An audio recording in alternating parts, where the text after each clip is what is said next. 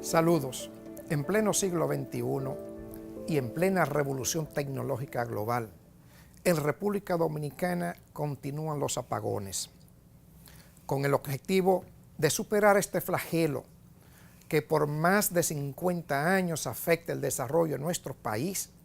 Diversos sectores han dedicado miles de horas a la discusión de propuestas para resolver los problemas de generación, distribución y administración del sistema energético.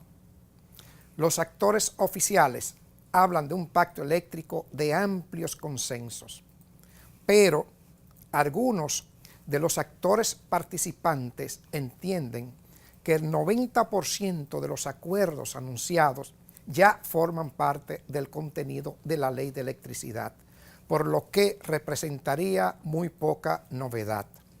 Sobre la mesa quedaron pendientes temas fundamentales.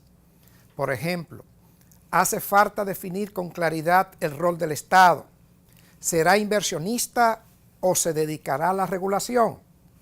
Está pendiente reestructurar las empresas distribuidoras que, con una pérdida del 34% de la energía comprada y altos niveles de clientelismo, son el verdadero talón de Aquiles del sistema.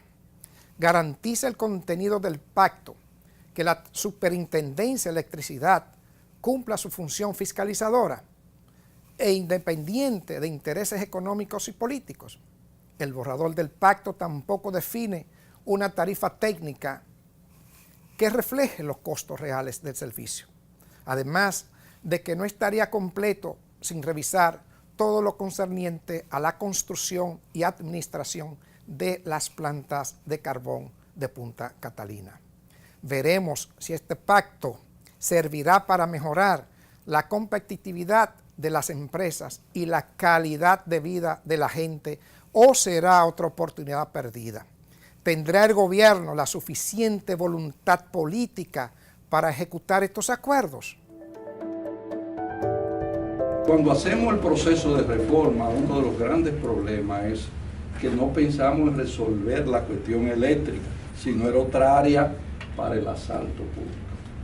¿No se tiene también un tema gerencial de manejo, de responsabilidad y de lo que los americanos llaman accountability, por las acciones que se están haciendo para reducir las pérdidas?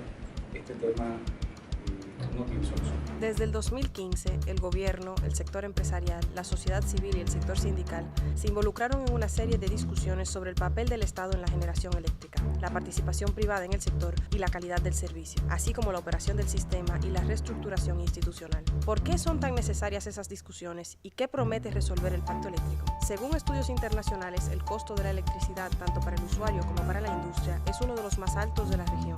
En el 2014, el ranking del Foro Económico Mundial ubicó a la República Dominicana en el puesto número 2 de 124 países con la energía más cara para la industria. El Banco Interamericano de Desarrollo, BID, también recoge uno de los principales problemas de la generación eléctrica en el país, su dependencia del petróleo.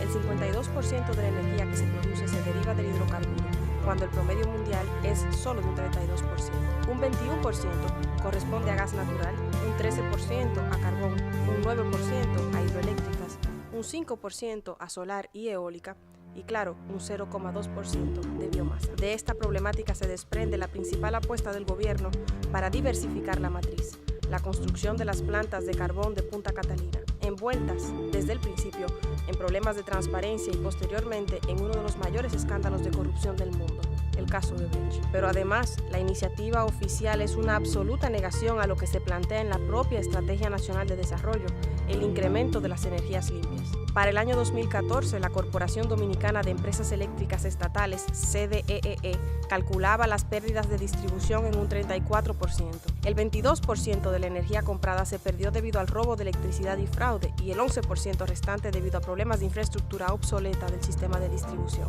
según recoge el estudio El futuro del sector eléctrico en la República Dominicana por Funglode en 2015. Las raíces del problema, según el Banco Interamericano de Desarrollo, BID, en su informe Energía Sostenible para Todos, son tarifas inflexibles que no cubren los costos ni estimulan nuevas inversiones ni la eficiencia en el servicio, los altos niveles de pérdidas técnicas y no técnicas, subsidios no focalizados que fomentan el desperdicio y cultura de no pagar, alta dependencia de los derivados del petróleo, infraestructura eléctrica obsoleta para la distribución y la transmisión, y malos procesos de negociación y contratos de compra. ¿Resolverá estos problemas el nuevo pacto eléctrico? ¿Qué puede esperarse de este diálogo en el que el sector social decidió retirarse y sobre el que pesan todavía muchos disensos? Inicia el panel de este sábado, señores, sobre el tema eléctrico en la República Dominicana, uno que preocupa y afecta a muchos dominicanos, a todos los dominicanos. Hablaremos de la generación, de la distribución y sobre todo del pacto eléctrico. Para ello tenemos hoy invitados importantes que conocen el tema a profundidad, entre ellos el señor Antonio Almonte, ingeniero especialista energético, el señor Jorge Mercado, especialista en energía del Banco del BID, y Rafael Velasco, presidente del Comité de Energía de la Cámara Americana de Comercio. Muchas gracias por acompañarnos en la tarde de hoy. Gracias, gracias por venir. Gracias a ustedes por la invitación. Gracias. El país acaba de anunciar que por fin se llegó al término del llamado Pacto Eléctrico, que es un mandato de la Ley de Estrategia Nacional de Desarrollo. 2 años y medio, casi 3 años discutiendo esto. Se ha llegado a un acuerdo, pero el país había tenido otros acuerdos y no había podido resolver este problema eléctrico. Desde los años 70 venimos resolviendo y planes van, planes vienen y el problema sigue. Este problema eléctrico es un problema fundamental para resolverlo para la competitividad país y para la calidad de vida de nuestros ciudadanos y ciudadanas. Entonces, con ustedes quisiéramos tener este diálogo. Primero empezando, ¿existe la suficiente generación energética en el país como para que nuestras empresas puedan tener energía permanente y nuestra sociedad pueda recibir luz eléctrica sin ningún tipo de problema? Bueno, muchas gracias por la invitación y buenas tardes, a todos. Yo pienso que, y quizá hablo más a título personal, pienso que el parque generador dominicano, generación hay. Yo creo que el cuello de botella viene por el lado de la distribución, el tema de que no se cobre el 100% de la energía que se sirve a red. Solo pensar que si estamos en un 31% de pérdida, como dicen las autoridades, y si a eso le sumamos la energía no facturada, estaríamos en torno a un 36% de pérdidas totales. Es muy difícil que por el sector de distribución es por donde el sistema colecta los ingresos. Entonces, para ser autosostenible un sistema energético como el nuestro, si hay problemas en el cobro, evidentemente aguas arriba, en la compra de energía, en el pago de esa compra debe haberlo. Mi respuesta es que entiendo que hay generación, por supuesto. El país crece a razón de 100 megavatios, dice la CDE que 125, en torno a 100 megavatios anuales, 3-4% de aumento de la demanda. Y sí tenemos que prepararnos para los años que vienen, pero pienso que el cuello de botella mayor en ese tema está en las pérdidas y el tema del cobro de la generadora. Y el costo de esta generación a partir de la matriz que tenemos de generación comparado a otros costos en América Latina, ¿usted considera que es muy alto, es medio, es un promedio medio, es un promedio aceptable en estos momentos? En estos momentos son situaciones coyunturales y es difícil mirar como un escenario de largo plazo.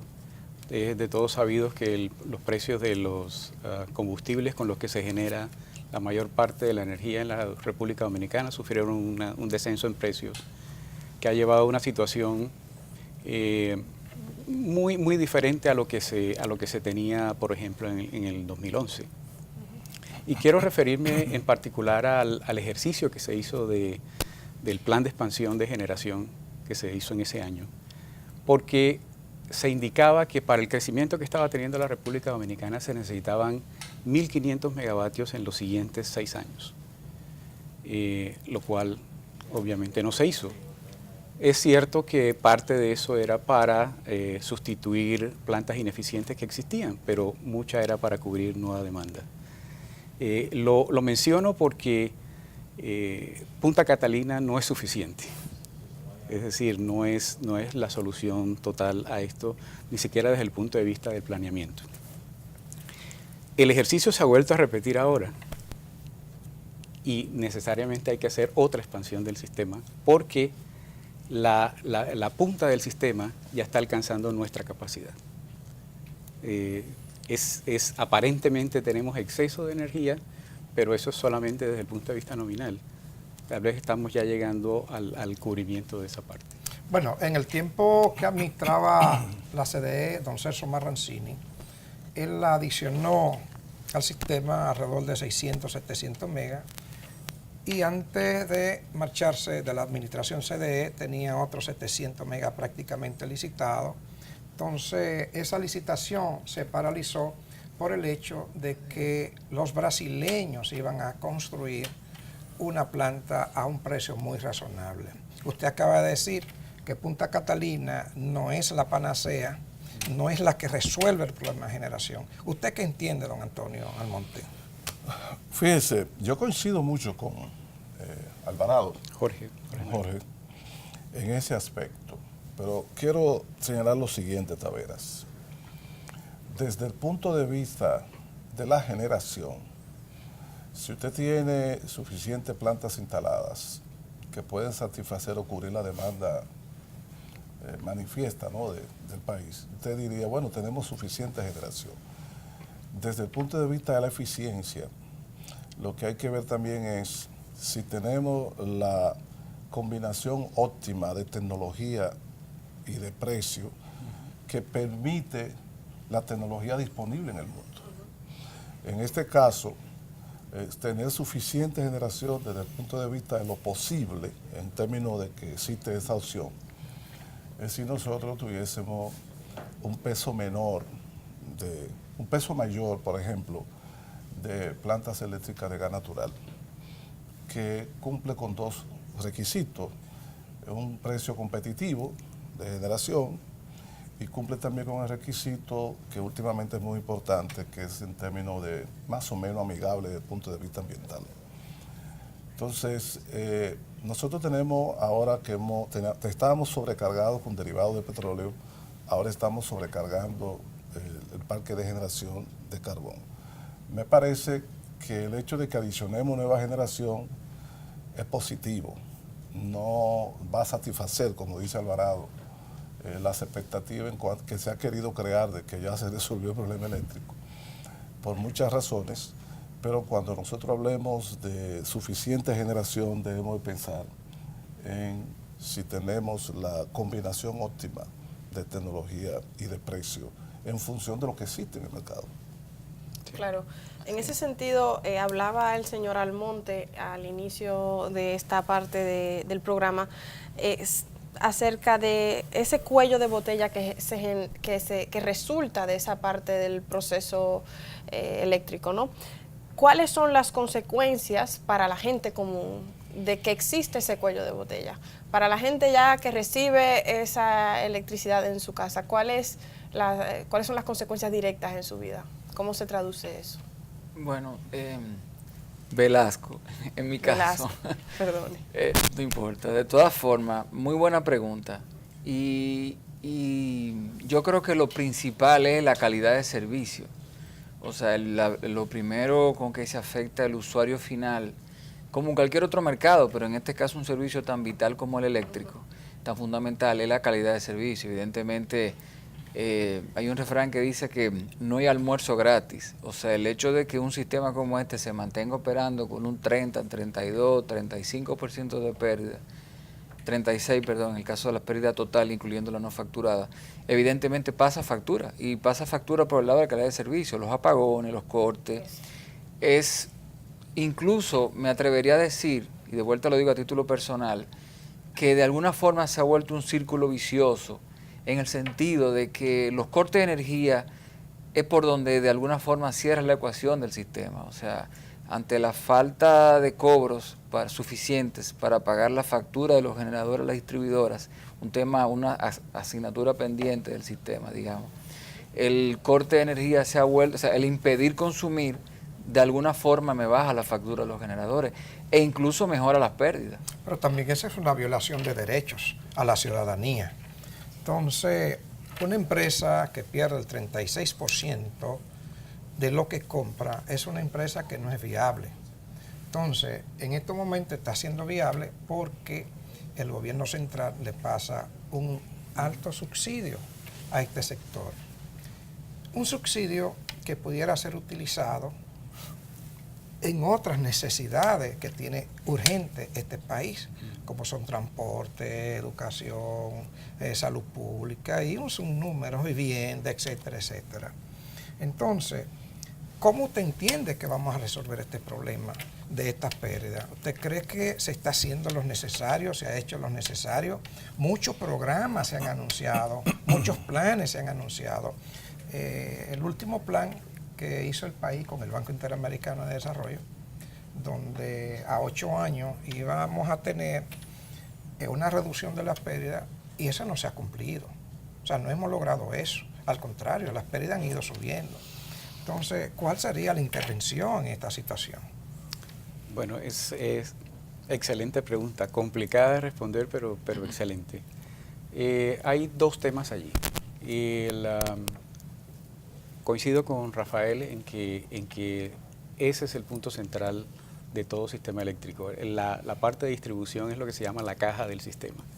De allí se desprenden los pagos que se hacen a absolutamente todos los servicios que se prestan. El hecho de que una empresa no sea viable, esa empresa de distribución hace que el sistema no sea viable a largo plazo. Claro. Y tiene que tener entonces este tipo de transferencias continuas que son inmanejables. Ahora, ¿dónde hay que trabajar y por qué los planes no funcionan? ¿Por qué los planes no funcionan? No han funcionado. Exacto. Es una pregunta. Lo primero te voy a decir es, han funcionado en todas partes del mundo. Entonces, ¿por qué no han funcionado en República Dominicana? Buena interrogante. ¿Por qué aquí no funciona? Exacto. Lo que funciona en todos lados, ¿por qué aquí no funciona? Esos planes en otros lados han implicado que se ha tomado la decisión de resolver el problema. La decisión, voluntad política para resolver el problema. Vamos a resolver este problema como pase. El caso más reciente, Ecuador con Correa, dijo vamos a bajar las pérdidas y vamos a bajar las pérdidas. Estatal. Lo logró con la voluntad política estatal. De la presidencia. Empresas estatales. Entonces, ¿qué pasa acá? Acá tenemos un sistema que, primero que todo, no tiene un plan para reducir pérdidas. No tiene gestión de las empresas. ¿Y por qué no hay gestión de las empresas? Porque no hay consecuencias para quien haga una mala gestión. Sin embargo, tenemos una ley de electricidad que es bastante avanzada. La más perfecta del mundo, porque República Dominicana tuvo una aplicación de estos reglamentos de forma tardía. Aplicó la experiencia de todo lo que había pasado en Latinoamérica y hizo una ley que es realmente buena. Pero una ley inaplicable, ¿sí? No se aplica. Entonces, simplemente, ¿inaplicable o es que no se aplica? Es decir, ¿es que es imposible de aplicar o es que es posible aplicarlo no pero la no hay la voluntad? No la han aplicado. ¿Por qué no se aplica la ley, don Antonio? Fíjense, debe decirle algo en relación a la ley y la aplicación. Para mí el problema fundamental en el sector de la distribución, la gestión del cobre y la distribución, es la politización exagerada de las empresas distribuidoras del Estado. Clientelismo político. Las empresas distribuidoras nunca han operado como una empresa que rinde cuentas, sino como un centro de costo, o sea, un factor de costo en función de política. No hay un plan de gestión, no hay consecuencia por las malas gestiones, hay una politización también de la tarifa, nunca se ha aplicado la tarifa técnica.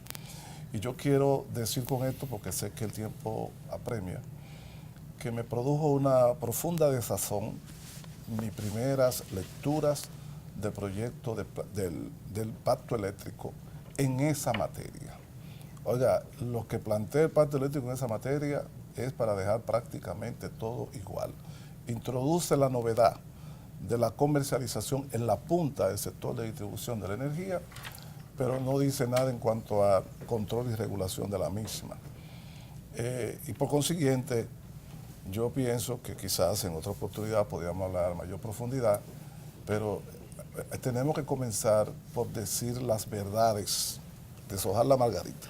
¿Cuáles son los factores que recurrentemente han ayudado a mantener ese estado de cosas en el sector de distribución del sector eléctrico dominicano? En otra oportunidad no. Ahora vamos a hablar después de la pausa y vamos a deshojar la margarita, como decía el invitado que nos acompaña en el día de hoy. Vamos a hablar cuáles son los problemas, además del cuello de botella, además del problema de administración dentro de entidades relacionadas con el sector eléctrico, que por cierto en otras ocasiones han sido objeto de escándalos de corrupción, entre otros temas importantísimos que afectan el sector eléctrico en la República Dominicana y por tanto a los usuarios, las dominicanas y los dominicanos.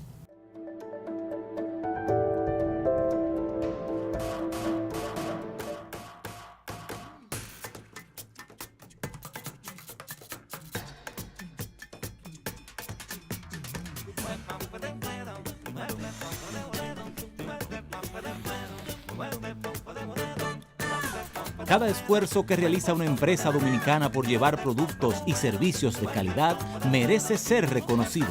Premio Nacional a la Calidad del Sector Privado. Hecho con calidad, hecho por nosotros.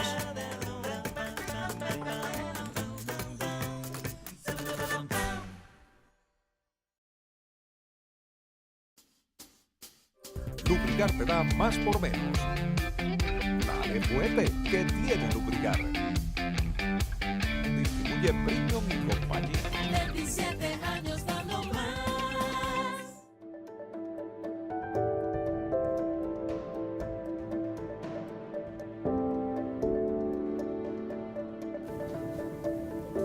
Bueno, hemos establecido acá que el talón de Aquiles del problema eléctrico dominicano son las distribuidoras, es decir, las sedes. Se ha estado diciendo que la forma en que se está gerenciando estas empresas no es la más correcta. Están trabajando con un costo superior a lo que trabaja cualquier compañía de este tipo en América Latina que es exitosa. Una cantidad enorme de empleados, muchos de ellos no son técnicos, muchos de ellos pudieran estar engrosando la fila de los que hemos llamado en el país peyorativamente botella. Otros son favores políticos, otros son altos cargos en los consejos administrativos que muchas veces no entienden nada de electricidad. El otro factor es el uso político que se le da también a la distribuidora, es decir, no nos atrevemos a cobrarle la energía a algunos sectores carenciados a pesar de estar subsidiados por el hecho de que eso representa un costo político en una campaña posible electoral venidera. Entonces, se ha hablado de que este es un problema de carácter político. Entonces, si es un problema de carácter político, ¿cómo lo vamos a resolver? ¿Desde la política, diría yo, o qué usted opina? Bueno, usted ha señalado una gran verdad, y es que el reto quizá de este sector ha sido la gestión de las distribuidoras. Aunque hay un tema de generación, lo hemos dicho anteriormente, incluso el señor Almonte indicaba con mucha propiedad de que no basta con tener un parque generador que tenga capacidad nominal, sino que sea eficiente. Y en nuestro caso ese ha sido un reto también. Un país insular como el nuestro, evidentemente, tiene costos de generación quizá que no se pueden comparar con países continentales, con mucha hidro, etcétera, mucha energía hidro. Ahora, en el caso de las distribuidoras, yo pienso que no es un secreto la alta politización que ha tenido la distribuidora históricamente. En todos los gobiernos. La administración como la pasada. Hubo un intento de privatización de las mismas, digamos que de alguna manera fue fallido, el gobierno tuvo que rescatar la distribuidora de nuevo, pero sin un plan a largo plazo quizás, y eso pienso que ha afectado. Yo pienso que algo importante es que en el caso de la distribuidora, cuando usted la compara con una empresa debidamente dimensionada en otros países, obviamente se ve el tema de la cantidad de empleados supernumerarios. Pero el hecho, y lo comentábamos antes fuera de cámara, el hecho de que no haya ningún tipo de penalidad a las acciones que hacen las distribuidoras, o sea, no hay, digámoslo de esta forma, aunque hay gerentes que están haciendo un gran trabajo, y hay que decirlo, en el caso de la distribuidora hay gerentes que están haciendo un gran trabajo, pero la generalidad es que no hay penalidad con las acciones. Entonces, si la empresa deja dinero o no deja dinero, no se le pasa factura a la administración de la misma. Y eso pienso que de alguna forma pues hace que no haya dolientes. Yo creo que es el gran problema. En el caso de que una editorial tuviese, por ejemplo, capital privado invertido, tuviese algún tipo de gerencia profesional al frente de la misma, que va a ser evaluada en base a sus frutos, no es el caso nuestro. Y al final hay un tema también social, el tema de la pérdida está muy unido, como usted decía, a quizá de alguna forma timidez en el tema de cobrar a los sectores populares. O sea, yo creo que al final, si no se hace un manejo profesional de las distribuidoras, bajo el sistema que fuese, hubo un intento de hacerlo al final de la administración de don Celso Marrancini, tuvo éxitos y fracasos, pero pienso que fue un intento serio en su comienzo de poner al frente a la distribuidora personal de experiencia, capacitado, lamentablemente muchos de ellos expatriados, pero bueno, fue la fórmula que la administración de ese momento encontró viable, pero sin una base, sin poder tener el empoderamiento debido. O sea, mandaba quizá más a algún jefe de partido, en el caso de posiciones medias y bajas, que debieron haber sido penalizadas por una mala práctica, y entonces estos señores expatriados, muy profesionales, le faltaba empoderamiento para llegar a la base de la distribuidora. Yo pienso que es una lección aprendida y que sobre esa base deberíamos poder movernos y caminar hacia adelante. Bueno, hemos aprendido muchas lecciones. Aprendido. Lo que pasa es que a partir de este aprendizaje nos hemos cambiado. Entonces, don Antonio, si usted fuera un gerente de esta distribuidora, ¿qué cambio usted haría? Bueno, lo primero es introducir en la gerencia de la distribuidora el espíritu de empresa. Desde la perspectiva, no si se quiere, como a veces se ve egoísta, de la búsqueda del beneficio por encima de todo, sino de la eficiencia. Racionalidad. Exacto, y eficiencia. Eficiencia.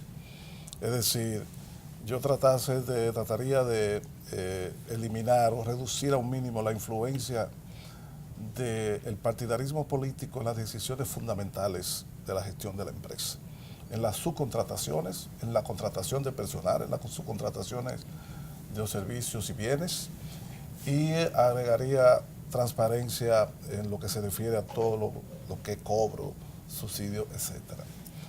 Pero además, yo presionaría al Estado, al gobierno, y haría las gestiones por inversión. Usted puede decir lo que quiera, puede tener la mejor voluntad, pero si no hay una inversión sostenida en los aspectos de infraestructura, de la operación y la opcionalidad de la empresa, usted no va a tener eficiencia. Y usted, eso con significa, un déficit, perdón. Eso significa inversión en medidores, inversión en redes, en transformadores, inversión en tecnología, en capacitación del personal, etcétera. Entonces, esos son los dos elementos fundamentales en que yo haría énfasis. Y con la situación económica, grandes déficits fiscales continuos y una deuda que está prácticamente comiéndose el presupuesto nacional, ¿usted cree que el Estado dominicano en este momento tenga los suficientes recursos para tener una intervención económica eficiente? La inversión, ¿O debería ser el sector privado o una inversión conjunta? No, yo le voy a decir ahora, esa es una pregunta. Si es el Estado, la inversión tiene que hacerla sí o sí. No hay eficiencia en la distribuidora si no se hacen las inversiones para crear las capacidades operativas, que son en los renglones que he dicho. Y eso requiere sostenidamente millones de dólares que tiene que hacerse. Si no se hace, pues no habrá la suficiente eficiencia. Segundo, si es el sector privado, eso hay que verlo con mucho cuidado. Porque nadie ha preguntado aquí por qué AES soltó a EDESTE siendo una corporación de la magnitud que es y de la experiencia que tiene? ¿Por qué Unión Fenosa soltó a EDESUR y EDENORTE? Lo que sucede es que la inversión en distribución es muy diferente a la inversión en generación. La inversión en distribución es en gran medida una inversión hundida, o sea, en activos que se hunden.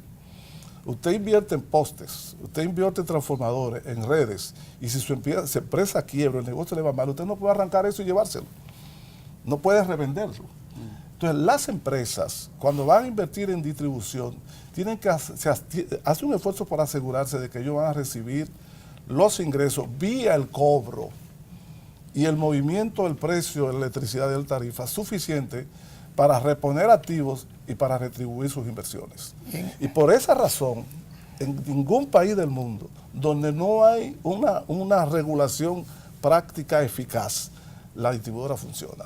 La distribuidora funciona en la mayoría de los países de América Latina porque en esos países se han dado a la tarea de crear un marco regulatorio y despolitizar la actividad eléctrica, porque es un crimen. Mientras exista una empresa distribuidora politizada y un régimen de regulación relajado, el sector privado difícilmente invierte en la distribuidora porque saben los riesgos de esa inversión por la naturaleza de los activos que se invierten. Claro, el índice de competitividad indicó que indicó que el principal setback, como dicen los estadounidenses, de la inversión extranjera y de hacer negocios en la República Dominicana es precisamente la corrupción. Y en el caso puntualmente del sector eléctrico, en el año 1996, el gobierno del hoy también partido oficial, partido de gobierno, el Partido de la Liberación Dominicana, dijo que el principal problema de la electricidad en la República Dominicana era la corrupción y que eso se iba a resolver ahora, en ese momento, el primer gobierno de ese partido. Y sin embargo, estamos hablando de nuevo de los mismos problemas más de 20 años después. Quería preguntarle, señor Mercado, esas pérdidas, ¿cómo se compensan? ¿De dónde sale el dinero del déficit que generan? Bueno, creo que Rafael lo había mencionado al principio. El Estado tiene que hacer transferencias a las empresas para poder compensar por eso. Es más preocupante todavía en este momento porque, como sabes, por la caída de los precios de los combustibles, realmente las empresas, la diferencia entre tarifas y el costo de la energía que tienen que comprar les da un margen como de 30%. Y sin embargo, aún así, están teniendo transferencias que son bastante grandes. Y un factor que se ha descuidado, yo coincido con el señor Almonte prácticamente en todo lo que dijo, hay un factor que se ha descuidado últimamente porque se piensa que es simplemente por la cantidad de personas que hay en las empresas.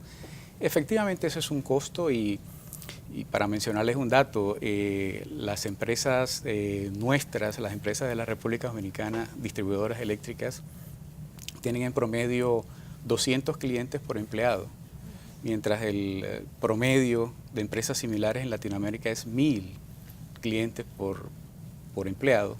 Y si hablamos de las empresas chilenas, que son las más eficientes, pues tienen más de 1500. Entonces tenemos demasiado empleado, sí. Empleomanía. O muy pocos clientes. Exacto. No, pero tenemos suficientes clientes, es más por el otro lado. Entonces, por un lado, es verdad, eso es un costo, pero no es el principal de los costos y es algo que se ha descuidado, y son los gastos operativos. Los gastos operativos de estas empresas han crecido de una manera brutal, y es simplemente porque esa es una parte donde también se presta para hacer negocios que no son tan eficientes.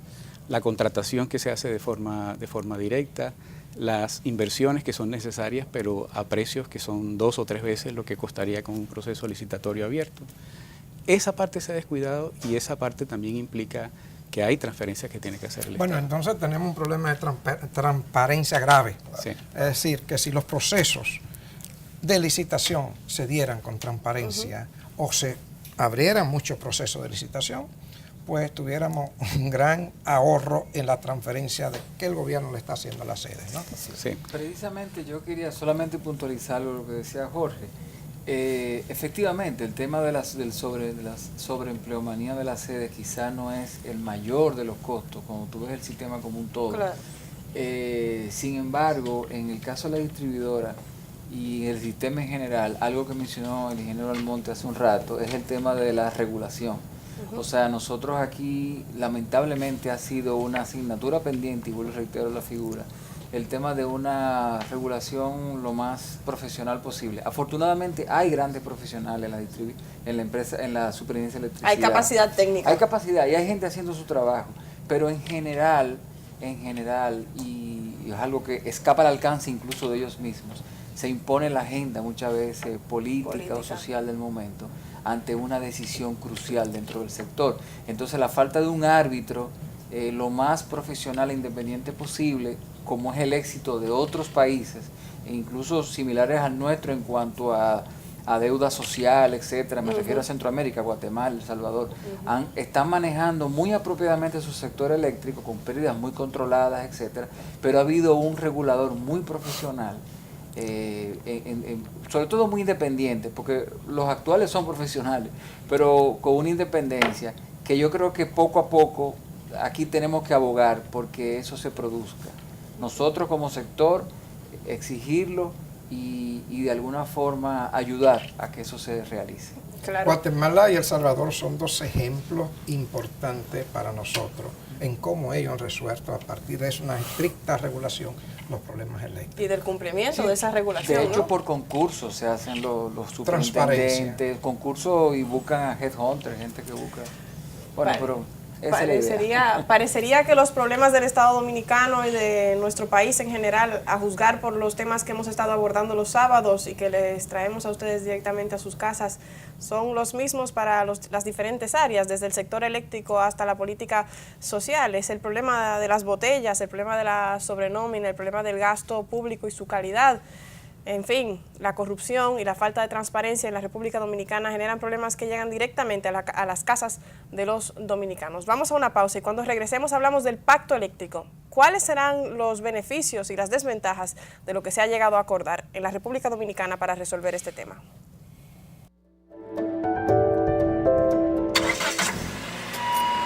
Dame cariño, dame cariño, dame Eurol. Si quieres tu vehículo, dale cariño, ponle lo mejor. Eurol, el lubricante que protege tu motor. Eurol está formulado con la más avanzada tecnología europea.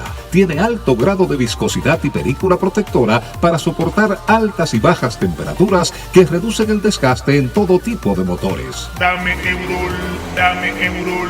Lubricantes Eurol, la calidad está en nuestra naturaleza. Distribuye Premium y Compañía SRL. Hablamos sobre el tema de hoy en voz alta, es decir, el tema eléctrico, o mejor dicho, el problema eléctrico de la República Dominicana. Para ello estamos con 3 invitados especialistas en este tema que nos acompañan en el día de hoy. En este bloque trataremos puntualmente la parte relativa al pacto eléctrico, qué ventajas tiene, qué deficiencias tiene y por qué debe alegrarnos o no en la República Dominicana haber llegado a este acuerdo.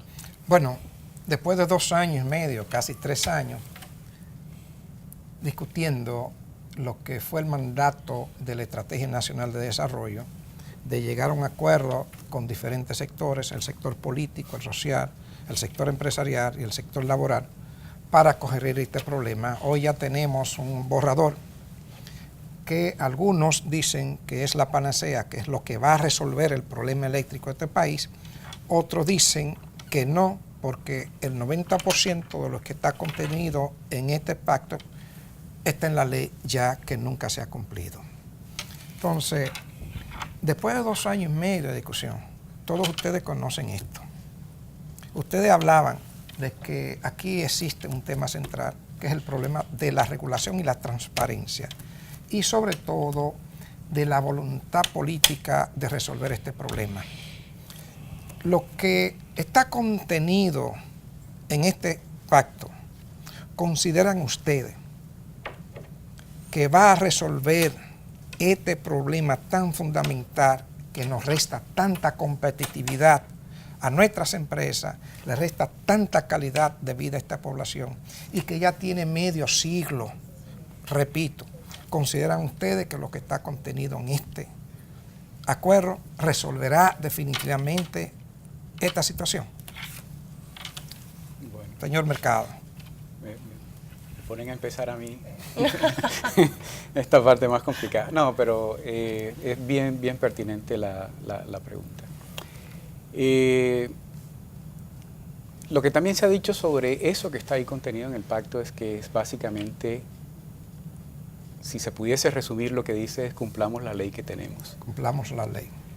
Que es básicamente tengamos unas instituciones que funcionen, tengamos unas empresas que funcionan eficientemente y que rinden cuentas, y tengamos un sector que es suplido adecuadamente, completamente y de manera eficiente.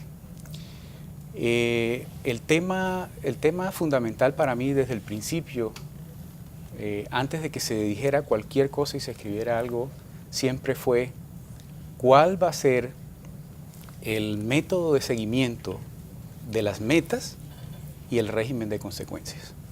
Es la parte más importante. Y tenía que ser un régimen de consecuencias que fuera independiente, transparente y que no fuera manejado por quien tiene las obligaciones que cumplir. Cosa que no está establecido aquí. Exactamente. Entonces, ese es mi punto. Uno le queda ese sinsabor de que quien tiene que cumplir el 95% de los compromisos es el mismo que se fija, determina si cumplió o no cumplió y se fija las consecuencias. Pero otros casos peor. El Estado Dominicano, los representantes de los gobiernos van a ser los principales protagonistas, actores en los mecanismos de veeduría. Eso se cambió a última hora en este pacto. Sí, entonces yo dudo mucho, pues simplemente por mencionar un tema, el sistema SIGOP de metas presidenciales. Un sistema electrónico para llegar metas. Exactamente, un sistema electrónico donde se registran las metas presidenciales y se les da el seguimiento a su cumplimiento. Sí, así es. Está siendo aplicado, yo creo que hace más de 2 años, sí, a las empresas de distribución. Y bueno, los resultados no son precisamente los mejores. No ¿Y se reflejan en el SIGOP? Porque a veces, es decir, en el SIGOP se refleja la incapacidad de cumplir esas metas. Se está siguiendo las metas que tienen esas empresas y hay definitivamente algunas que no están cumpliendo ninguna meta. Bueno, usted como miembro del Pacto Eléctrico, como participante activo durante estos 2 años y medio, ¿está usted conforme con los acuerdos arribados y cree usted que esto va a resolver el problema? La verdad, yo sinceramente pienso que el pacto, a veces en la política y el pacto de alguna manera lo que lo motiva es una ley aprobada por políticos. O sea, la Estrategia Nacional de Desarrollo en el 2010 establece sí o sí la realización de un pacto eléctrico y las autoridades actuales tenían el mandato de hacerlo de alguna manera. Ahora, si usted analiza un poco, se supondría que un mercado que opera debidamente, con la fuerza del mercado, oferta, demanda, con una regulación eficiente, no necesita un pacto. O sea, en estricto rigor, el mercado debería poder solventar las eventualidades que pudieran surgir. Junto con una regulación fuerte de un Estado. Claro, con la regulación lo más profesional posible. Entonces, por eso hablo de lo posible. El pacto yo creo que ha sido una gran oportunidad, de alguna manera, que los actores del sector nos pusiéramos de acuerdo en cumplir la ley. La manera quizá como la vía dominicana de poder hacerlo ha sido, bueno, sentémonos todos en una mesa, sector social, sector privado, sector gubernamental. Para cumplir la ley, establecer el cumplimiento de la ley. Y digamos, poder establecerlo, mejorar en lo posible algunas cosas que no se cumplen. O sea, que nosotros damos 3 años en esto. Para cumplir una ley que existe mejorada en algunos aspectos. Ahora, yo quiero puntualizar algo. Es cierto que el tema del comité de veeduría y que el hecho de que el que va a hacer eso, el seguimiento, sea el propio actor, a ser de alguna manera evaluado, es un problema, es un problema a enfrentar. Yo creo que la visión del gobierno de alguna manera fue también decir, bueno, un Estado no puede dejarse regular por actores, por un sector privado, por un sector social. El Estado es Estado y son los que por voto han sido nombrados para regular y hacer cumplir las leyes. Pero en ese sentido, perdón que lo interrumpa, también el Estado fue electo, el gobierno fue electo para que resuelva este problema. Sin embargo, se lo deja a una serie de actores y esto es como diciendo, yo no puedo, resuélvanlo ustedes. Sí, bueno, yo creo en realidad, de verdad, que ha sido un buen intento el caso del pacto. Yo creo que hay cosas loables que se alcanzaron en el pacto. De hecho, sabemos ya que el 95% de las propuestas fueron debidamente consensuadas, que quedó un 5% donde fue disenso, donde no hubo consenso. Hay cosas importantes que quedaron en el 5%. Entiendo que en la reunión que hubo con el presidente el pasado martes se crearon unos comités para darle seguimiento a esas propuestas que quedaron en disenso, algunas de ellas, reitero, muy importantes. Eso se sacó a partir del CES. Sí, el CES creó el comité con el gobierno. Así es, pero se ratificó el compromiso de que ese comité trabajara en esa reunión.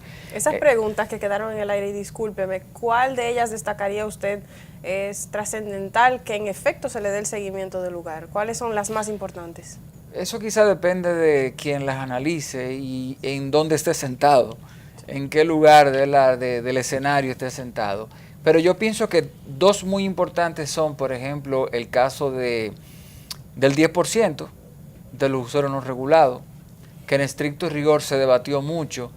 Hay que pensar en ese caso. Cuando hablo del 10% es que los usuarios no regulados paguen un 10% de la diferencia de tarifa que consiguen entre lo que debería pagar con la distribuidora y lo que obtiene de un generador. De los espacios públicos, claro, ese tipo de cosas. Pero un poco eso viene de que cuando se capitalizaron las sedes, los que adquirieron el capital privado que entró, heredó una cartera de clientes que por la mala calidad de servicio, evidentemente los mayores contribuyentes fueron saliendo del sistema con bypass físicos propios, subestaciones propias, con lo cual ni siquiera usufructuaban las redes de la distribuidora. En otros países los no regulados pagan un peaje a la distribuidora.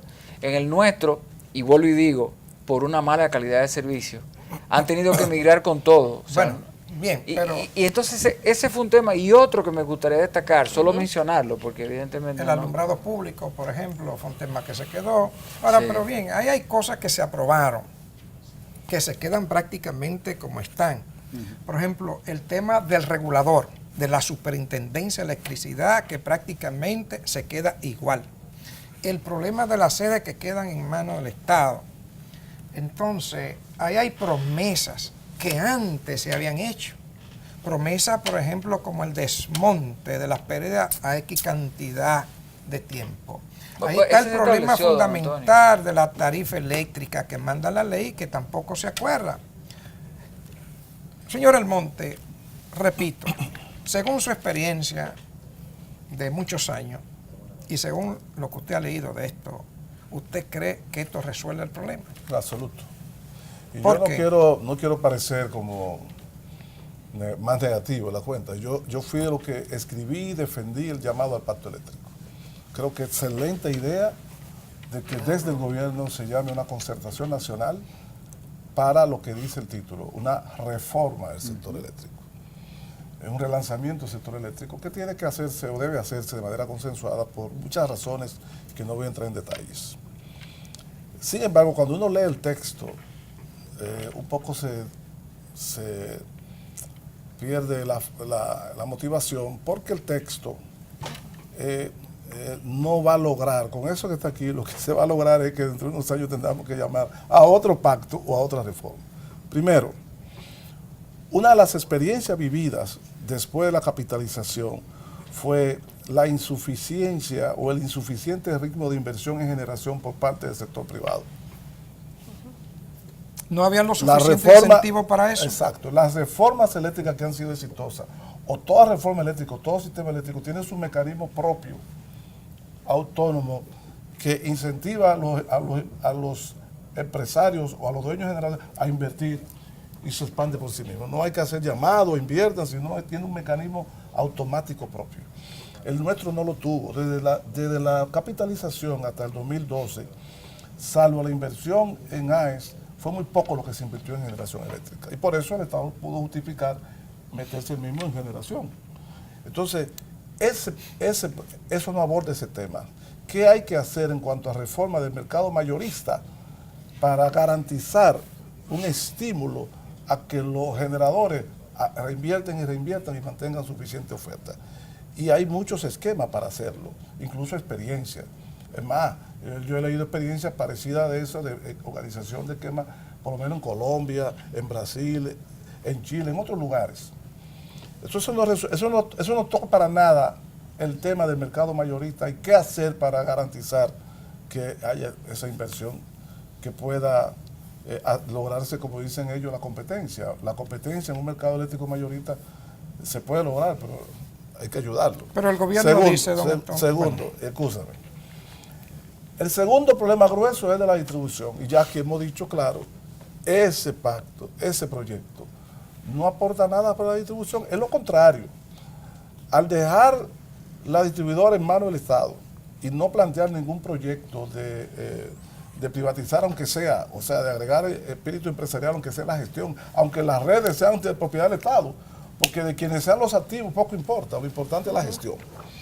Al no agregar nada de eso y entonces agregar ahora los comercializadores en el marco de este relajo regulatorio o relajamiento de las reglas regulatorias del sector, eso es lo que podría complicar más el asunto en el futuro. Tercero, un serio problema en el sector eléctrico dominicano es el de regulación.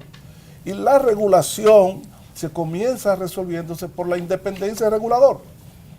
Y ahí lo que hace es que reafirman que el Poder Ejecutivo, así directamente, va a nombrar el presidente, el otro y el otro regulador. Es decir, la dependencia absoluta de los reguladores seguirá siendo del poder político. En los países donde quiere lograrse cierta independencia regulatoria, en el sector de telecomunicaciones, en el sector eléctrico, se diseñan mecanismos en donde la discrecionalidad del poder político se reduce. No hay que decir que se elimina, pero se reduce para garantizar independencia. Entonces, el pacto no incluye rompe con esa estructura. No rompe con los aspectos fundamentales que han sido problemas del sector eléctrico. Por consiguiente, es más, termino diciendo un segundo, y escúcheme que le diga. Sí, no, continúe. ¿Cómo usted plantea un plan de reforma del sector eléctrico y fija meta de reducción de pérdidas, etcétera, etcétera? Y no hay la más mínima referencia en ese documento de un compromiso por parte del Estado, del gobierno, de la inversión que tendrá que hacer para eso. Porque aunque eso debió referirlo, ponga usted que no diga el monto, pero si es un plan de reforma del sector eléctrico, todo plan tiene finalmente un presupuesto. O sea, debe haber una declaración de compromiso del gobierno, de que para los fines de respaldar las acciones correctivas a implementarse en el sector, el Estado se comprometerá a tal y tal cosa. No hay nada de eso dicho ahí. Entonces, gente, eso parece una propuesta muy su suave. parecer, señor Mercado. También creo que nos quedó grande el compromiso. O sea, realmente no avanzamos mucho y de verdad me queda el mal sabor de que no solo no se van a alcanzar nada, sino que además lo poco que se podía alcanzar no hay consecuencias por no cumplirlo, porque sigue estando en manos del mismo que tiene que cumplir las obligaciones. Él mismo se evalúa. Exactamente. Señor Velasco, le había prometido para que aclarara un último punto que quedó inconcluso en su última intervención, justo antes de irnos a la pausa. Bueno, no, solo puntualizar que en el caso del pacto eléctrico, yo creo que es importante también resaltar que de alguna forma lo que dice el ingeniero Almonte de que no hay un compromiso de inversión, en estricto rigor se asume que con las reformas que el pacto va a generar, el sistema pueda cada vez más ser autosostenible y esa inversión entra por la tarifa. En el momento que la tarifa refleje los costos reales del sistema y cada quien pueda ser resarcido por su inversión, el sistema camina. Son esos mecanismos que el general Monte mencionaba hace un ratito, de que todo sistema tiene y que no hay que llamar a los inversionistas, debe ser suficientemente atractivo el sector y generar los recursos necesarios para que cada quien invierta un poco más. Lo otro era lo que don Antonio mencionó, pero luego lo aclaró en su discurso, o sea que muchas gracias por la oportunidad. Señores, ahí están los problemas del sector eléctrico de la República Dominicana y cómo va el tema del pacto que representará para la República Dominicana. Agradecemos a nuestros invitados haber compartido con nosotros su visión técnica y sobre todo haber informado a la población dominicana sobre el devenir de este tema.